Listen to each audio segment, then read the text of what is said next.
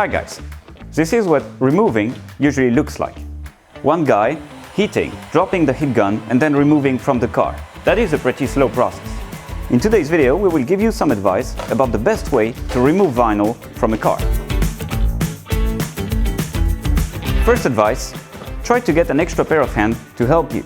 It is always easier to work with two people because we are missing a hand to hold the heat gun and removing at the same time. When removing, we need to consider the tools we're using. The first possibility, obvious one that we have in the workshop, is a heat gun. Small issue with the heat gun, it provides only a limited amount of heat, as this area is very small. An option possible is a higher heater. It spreads heat on a wider area, making the job quicker and easier. But we have as well a third option, the steamer. In some occasions, this can be used to remove especially very old vinyl that would tend to crack when removing it. The next thing we need to consider is the angle of removing. What Dominic is doing right now, removing at 90 degrees or more, is actually okay in most cases.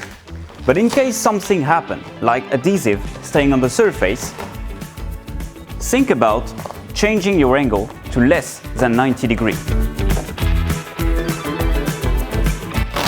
The final advice, don't let the vinyl cool down. The guy in charge of heating can never stop heating the film.